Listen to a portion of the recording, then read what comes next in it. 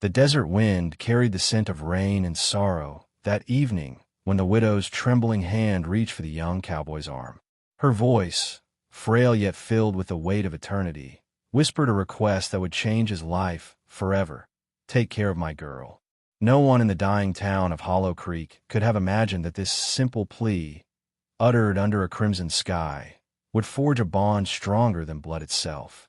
From that moment, destiny began to carve a story that would echo across the silent plains for generations.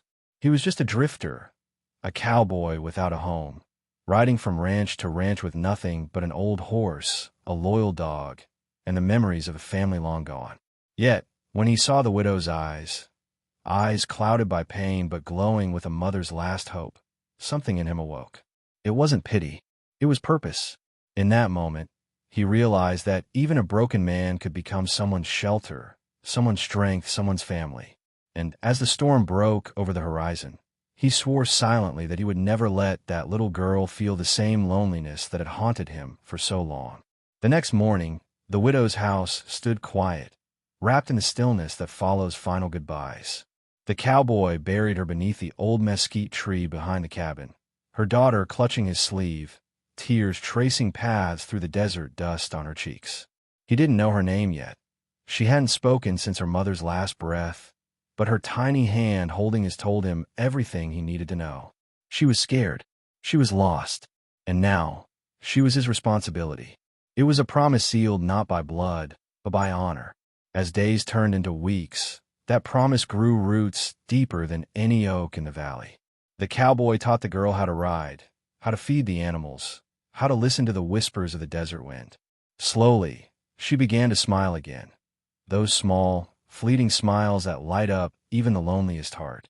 And every time he heard her laugh, he felt something inside him heal, as if her joy mended pieces of his own shattered soul. The man who once drifted alone had finally found something to stay for. But peace never lasts long in the Wild West. Whispers of men searching for the widow's hidden land reached his ears, and soon, the sound of hooves in the distance would remind him that love and danger often ride side by side. Still, as he looked at the girl sleeping soundly by the fire, he knew one thing for certain. No matter what storm came next, he would stand between her and the world. Because promises made to the dying aren't meant to be broken. And sometimes, family is the one we choose when fate gives us a second chance. The sun rose slowly over Hollow Creek, bathing the cabin in a soft golden light that couldn't quite chase away the pain that lingered inside. The cowboy stood at the small window, watching dust swirl in the wind as the girl slept curled up beneath a warm blanket. Her breathing was light, almost soundless, and for a moment, he felt afraid to move, afraid that if he did, the fragile peace in that little house might disappear. He had buried too much already, his past, his hopes, and now the woman who had trusted him with her only child. And yet, as he looked at the sleeping girl, he realized that maybe, just maybe, life had given him one last chance to be something more than a wanderer. Days turned into a quiet routine. He chopped wood, fixed the leaking roof, and cooked what little they had left in the pantry.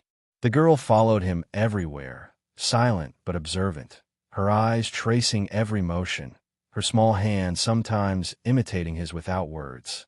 It was strange. He had spent years avoiding company, believing solitude was safer. But now, her presence filled the silence with meaning. Even the way she looked at him, cautious but trusting, stirred a forgotten tenderness inside him. She didn't speak much, but when she did, her voice trembled like wind through leaves. "You're not leaving, are you?" she asked one night. He didn't answer with words. He just smiled and placed another log on the fire. The townfolk, however, began to whisper. Hollow Creek wasn't kind to those who lived on its edges. Rumors spread. Some said he'd taken the girl for the land. Others claimed he was hiding something darker. But the cowboy paid no mind. He had made a promise, and promises, in his world, were sacred. He worked the barren land tirelessly, planting seeds of corn and hope in the dry soil, believing that one day it might yield something more than dust. The girl began helping him, her laughter echoing across the valley.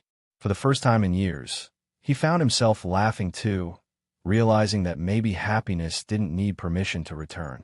Then came the letter. A dusty rider brought it one evening, sealed with a mark he recognized all too well, the symbol of the men who once claimed everything west of the river. His hands trembled as he read. They were coming for the widow's land. They had heard of her death, and they wanted what she left behind. Fear crept in like a shadow, but so did resolve. He had been a fighter once, before life had broken him down. Now, with the little girl sleeping in the next room, he felt that fire returning. The kind of fire that makes a man stand when he would rather hide. That night, beneath the stars, he sat outside with his old rifle across his lap. The desert wind whispered stories of danger and courage, and he listened, remembering the old codes of men who lived and died by honor. He wasn't just a cowboy anymore. He was a guardian, and though he didn't know how the days ahead would unfold, he made a vow under that endless sky to protect her, no matter the cost. Because sometimes the fiercest battles aren't fought for gold or glory, but for the quiet promise of a better tomorrow. The next morning, the girl found him fixing the corral fence. His hands were rough, his face drawn, but there was a calmness in his eyes she hadn't seen before. She asked if something was wrong, and he simply said, "We've got to be ready." From that day on, everything changed. He began training her to be strong, teaching her to ride faster, to hide when danger came, and to listen for the sound of approaching hooves. She didn't understand why, but she trusted him completely. The man who once wandered aimlessly now carried purpose in every step, every breath. And with each sunrise, the bond between them grew stronger, like roots taking hold in unforgiving ground. By the end of the week, he had turned the cabin into a fortress.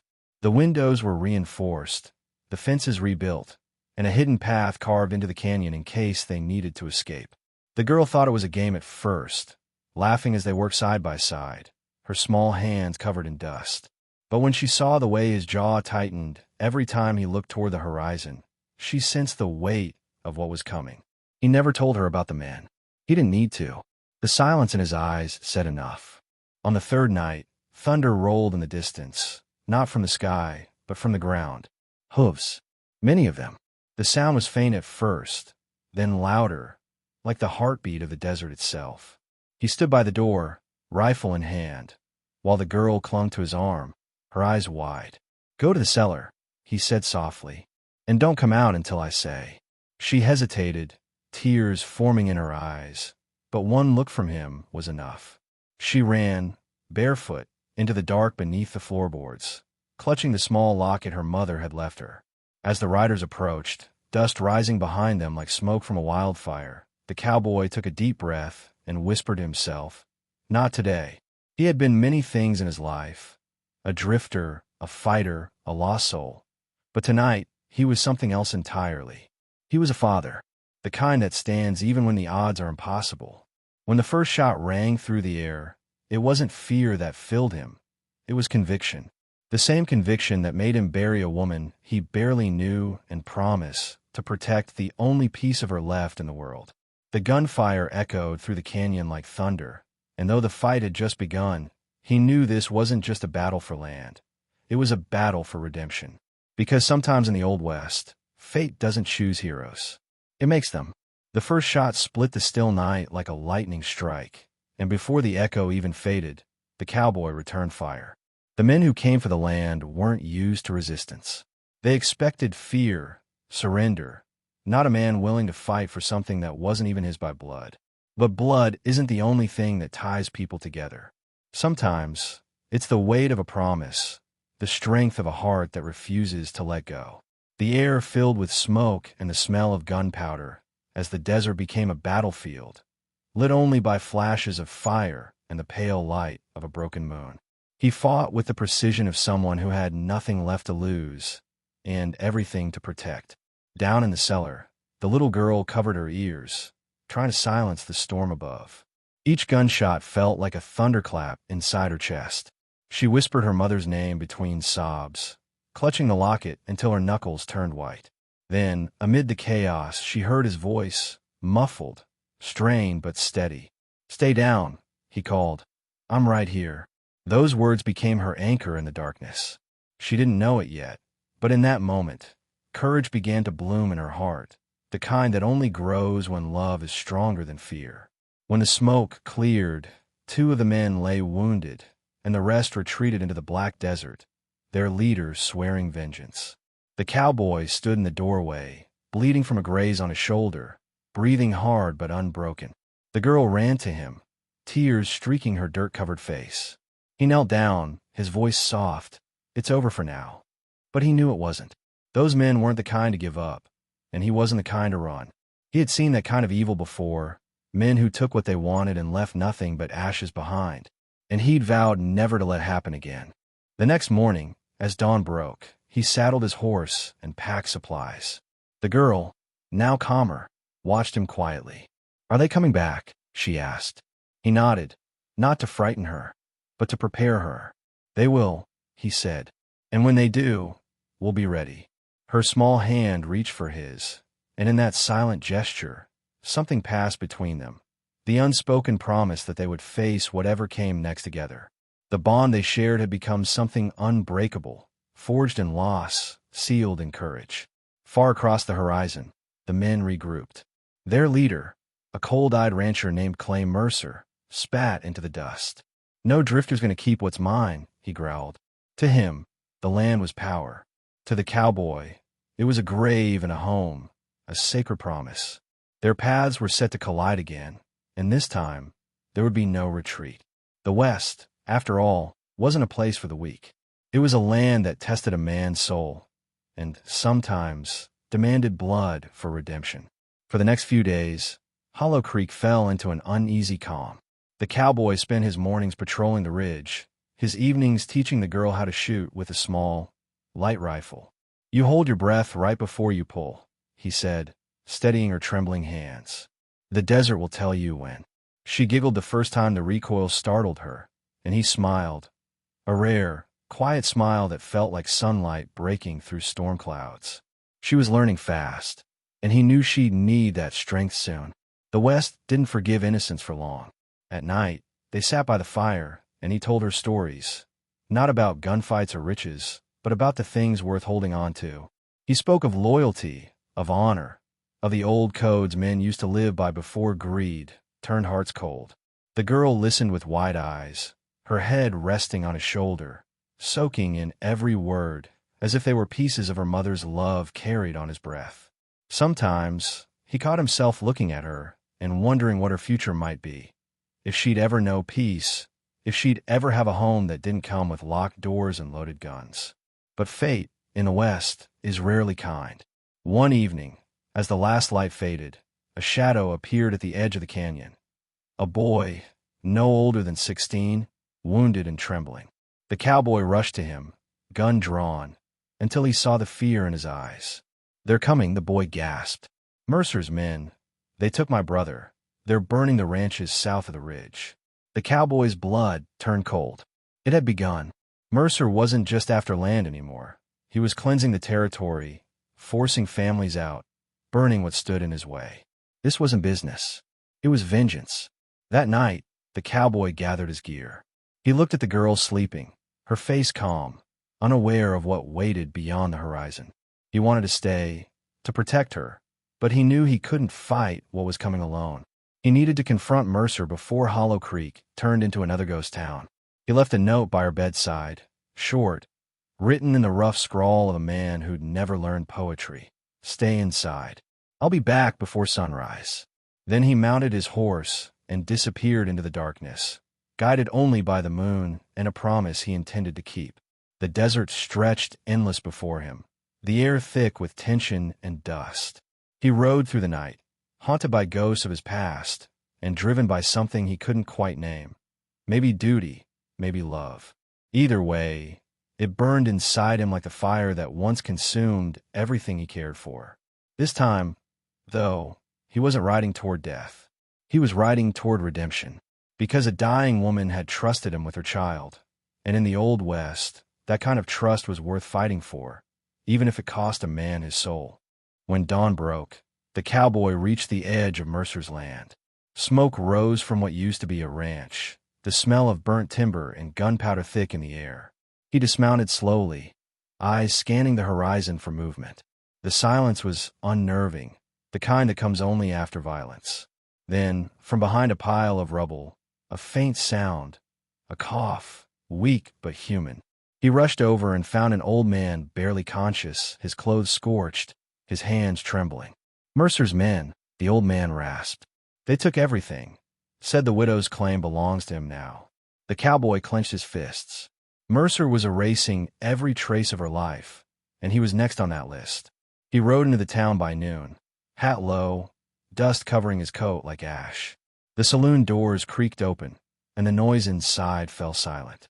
Men turned to look, some in recognition, others in fear. "Where's Mercer?" he asked, his voice calm but sharp as a blade. No one answered. Then, a familiar laugh came from the back table. Clay Mercer leaned forward, whiskey glass in hand, his grin cold and slow. "Well, if it isn't the drifter with a cause," he said. "Come to trade your life for a dying woman's dirt." The cowboy's jaw tightened. "She trusted me. That land ain't yours." Mercer smirked.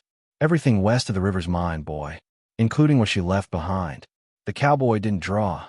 Not yet. There were too many eyes, too many guns in the room. But his silence was louder than thunder.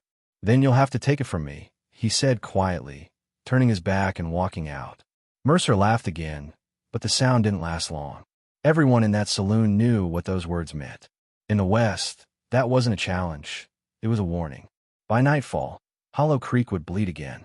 And this time, there'd be no hiding in cellars. As he rode back through the canyon, the weight of the coming fight pressed heavy on his chest. He wasn't sure how many men Mercer had, or how long he could hold them off, but he knew one thing. He'd die before he let them touch that girl or the land her mother had left behind. That promise wasn't just duty anymore. It was the heartbeat that kept him alive. For the first time since he could remember, he had something to stand for, something pure, something worth the cost. Back at the cabin, the girl was waiting at the door when he arrived. Her face lit up when she saw him, but the moment she noticed the blood on his sleeve, her smile faded. "You're hurt," she whispered. He knelt down, brushing her hair gently from her face. "Just a scratch," he said. "But we've got work to do." She didn't ask questions. She knew by the tone of his voice that danger was coming. Together, they fortified the ranch once more, a man and a child standing against a world that refused to leave them in peace. And as the sun set behind the hills, painting the desert in gold and crimson, he whispered to himself, "Whatever happens tonight, she'll never be alone again." That night was darker than any before. No moon, no stars, just the endless black stretching across the plains. The wind howled through the cracks of the old barn, carrying with it the scent of gun, oil, and dust. The cowboy sat by the window, rifle across his lap, eyes fixed on the horizon. The girl slept by the fire, clutching her locket as if it could keep the world from breaking apart. Every minute felt like an hour. He could almost feel them coming, the way animals sense a storm long before it hits. His heart beat steady, not out of fear but readiness. He had lived his whole life running. Tonight, he'd stand. When the first flicker of torchlight appeared in the distance, he exhaled slowly. There they were, a dozen riders, silhouettes against the glow of fire, moving like wolves in the night. Mercer led them, coat flapping like a black flag, his men armed and eager. "Burn it down," he shouted. The cowboy's reply came not with words, but with the crack of his rifle. The first shot dropped Mercer's lead scout before he could strike a match. Chaos erupted, shouts, gunfire, smoke. The ranch turned into a storm of bullets and fire, every flash lighting up the fear and fury in men's eyes. The girl woke to the sound of the fight. She crawled to the window, trembling, but he shouted, "Stay down." His voice was firm, unyielding.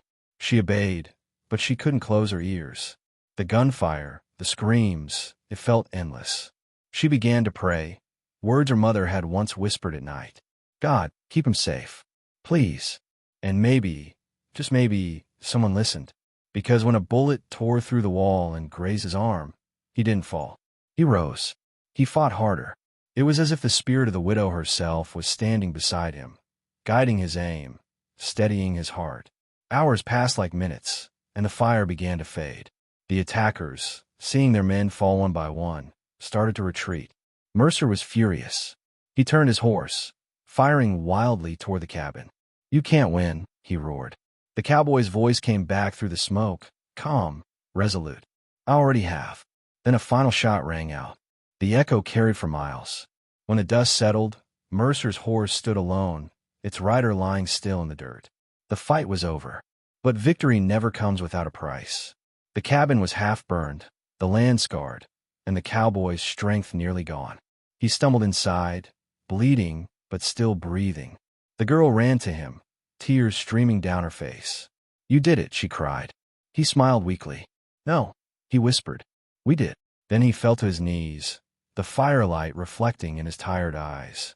The war for Hollow Creek had ended, but his story, their story, had only just begun. The morning after the battle was eerily still. Smoke curled lazily from the ashes of what was once the barn, and the wind carried with it the faint scent of burnt wood and spent gunpowder.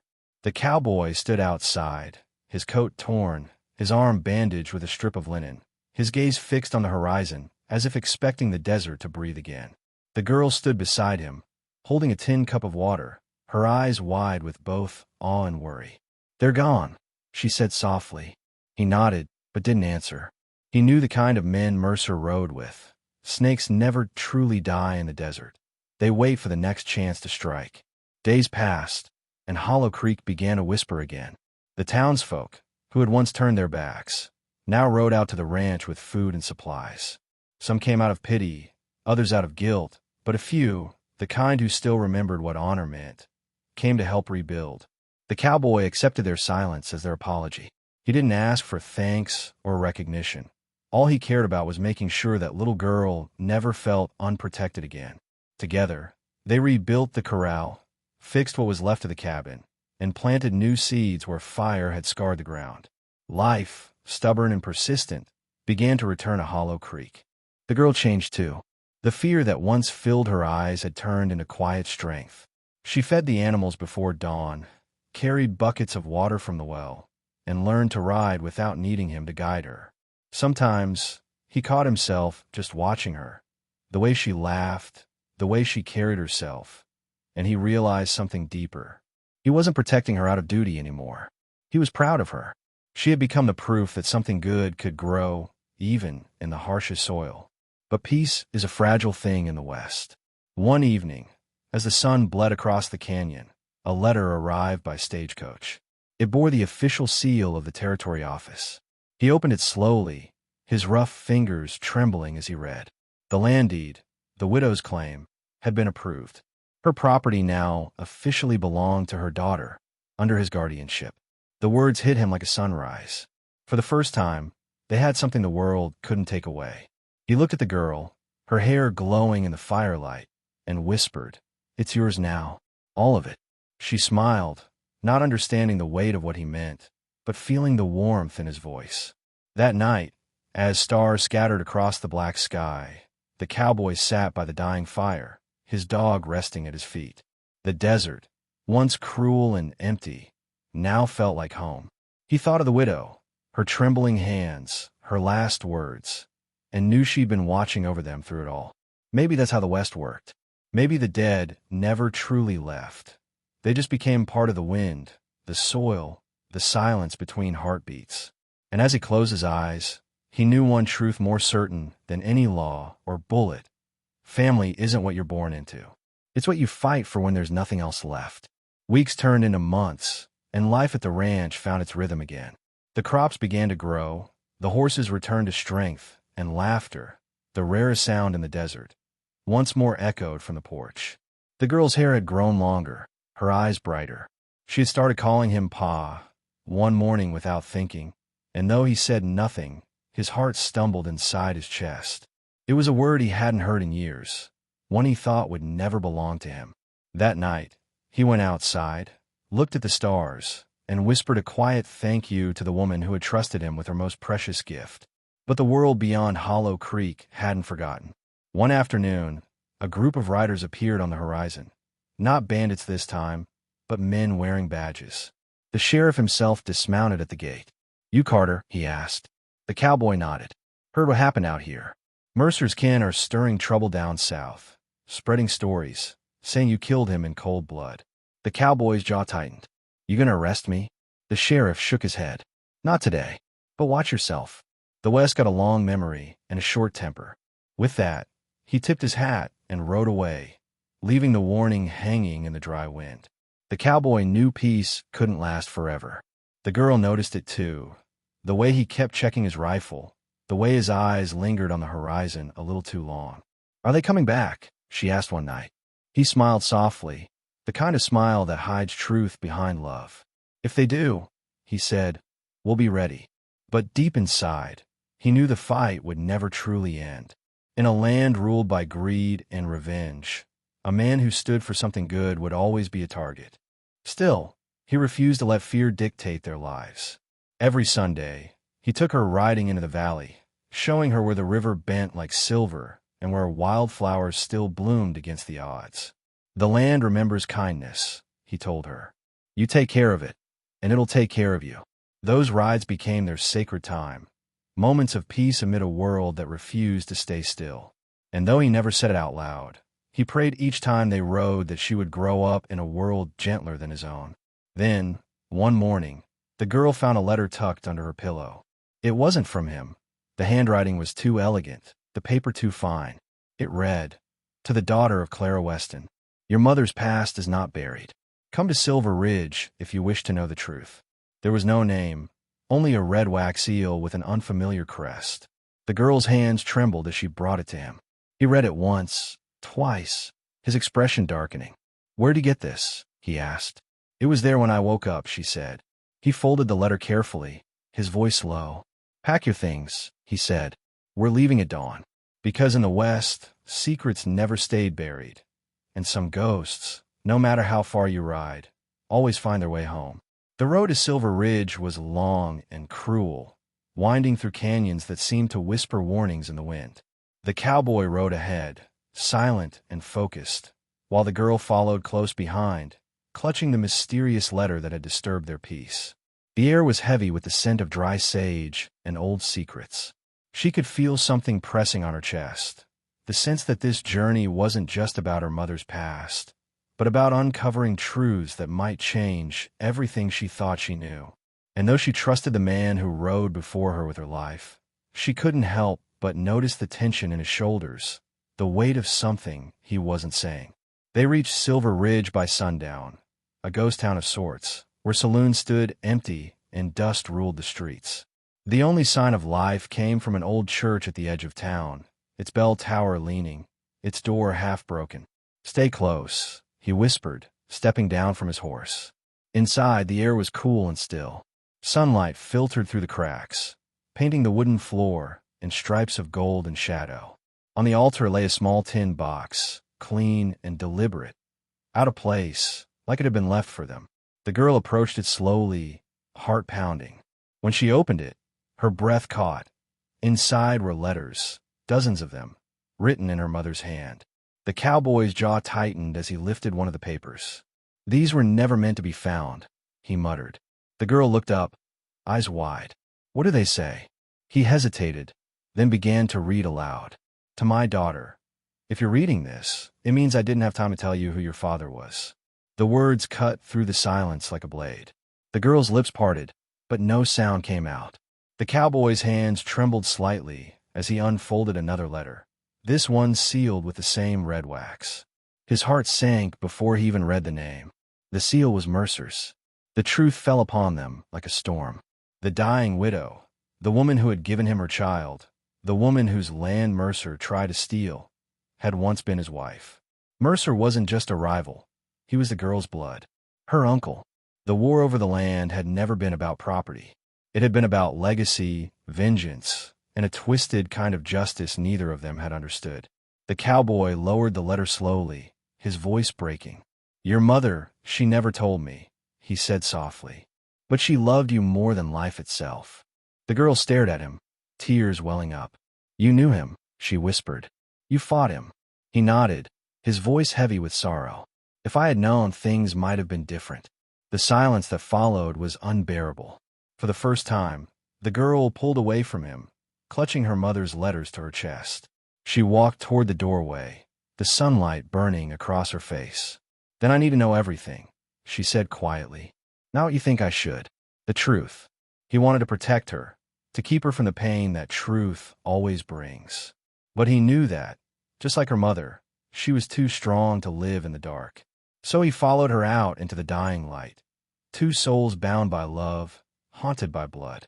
They spent the night camped beneath the stars outside Silver Ridge. The letters lay between them, a bridge and a wound all at once. The girl read them slowly, her voice trembling as she pieced together her mother's life. The years before the sickness, before Hollow Creek, before the cowboy had entered their world. Each line painted Clara Weston not as a helpless widow, but as a woman running from the sins of others, from a family torn apart by greed. Mercer had wanted control, not revenge. And when she refused to sign over her land, he'd sworn that no one would inherit it. He tried to erase her, the cowboy said, staring into the fire. And he almost did. For the first time, the girl understood the weight the man beside her carried. He hadn't just protected her. He'd been protecting her mother's memory, too. All the pain, all the battles, all the loneliness had been for her sake. "You're not just my guardian," she said softly. "You're my family." He turned his head, eyes glistening in the firelight. "Your mother gave me a reason to live," he said, his voice breaking. "But you gave me a reason to stay." The words hung in the air like a prayer, unspoken but deeply felt. For a moment, the desert felt less cruel, as if even the stars were listening. When morning came, they rode back to Hollow Creek. The road felt different now, lighter somehow, though the ghosts of the past still followed. When they arrived, the townfolk greeted them with warmth, the kind that comes when people finally see what they'd ignored for too long. The girl, no longer a frightened child, stood tall beside him as they walked through the rebuilt ranch. The land stretched out before them, vast and golden, a symbol of everything they had fought for and everything they had lost. It was no longer just a ranch. It was home. As the day faded, the cowboy stood by the mesquite tree where he'd buried the widow. The girl placed her hand on the grave, her mother's locket hanging against her chest. "She'd be proud," she whispered. He smiled faintly. She always was. Then, as the wind rose and the desert began to sing its eternal song, they turned toward the cabin, a man who had found redemption, and a girl who had found her truth. The past had tried to break them, but in the end, it had done something else entirely. It had forged them. Together, they had proven that love in the Old West wasn't just born from blood or a name. It was born from courage, from loyalty, from the quiet promise to never give up, even when the world turned against you. And as the stars began to shimmer over Hollow Creek once more, the cowboy whispered to the wind, as if speaking to the woman who had started it all. "She's safe now. You can rest." The years rolled by like the slow turning of the desert wind, carrying away the echoes of gunfire, loss, and redemption. The ranch at Hollow Creek became more than a patch of land. It became a living memory, rooted in the promise of a dying woman and the strength of the man who kept it. The cowboy, older now, still woke before dawn, his hands rough and his eyes softer than before. The girl, no longer a child, rode beside him each morning, her laughter mingling with the wind that once carried sorrow. What began as a plea for protection had become a legacy of love, the kind that outlives names, bloodlines, and even time itself. He often said the desert never forgets. It only watches, waiting to see what kind of mark a soul will leave behind. And as the sun rose over Hollow Creek, painting the sky in gold, he knew their mark would not be one of pain or war, but of courage and grace. The girl had grown into the kind of woman her mother dreamed she would be. Fearless, kind, unbroken by the cruelty of the world. And he, once a drifter without purpose, had become her anchor, her guide, her home. In a land where so much was lost to greed and violence, they had managed to keep the one thing that mattered: humanity. Sometimes, at night, he'd sit by the porch, staring into the horizon where the desert met the stars. He'd think of the widow, of Mercer, of all the ghosts who had shaped their path. And he'd smile, not out of sorrow, but gratitude, because every hardship, every scar, had led them here. "It's strange," he once said, "how life tests us by taking everything, just to teach us what we were meant to protect." The girl would nod quietly, understanding now what he meant, That family isn't always given by blood, but chosen by the heart when the world falls apart. Years later, when the townsfolk spoke of Hollow Creek, they didn't tell stories of gunfights or lost fortunes. They spoke of a man who kept his promise, of a girl who grew up brave, and of a ranch that stood as a testament to loyalty in a time when loyalty was rare.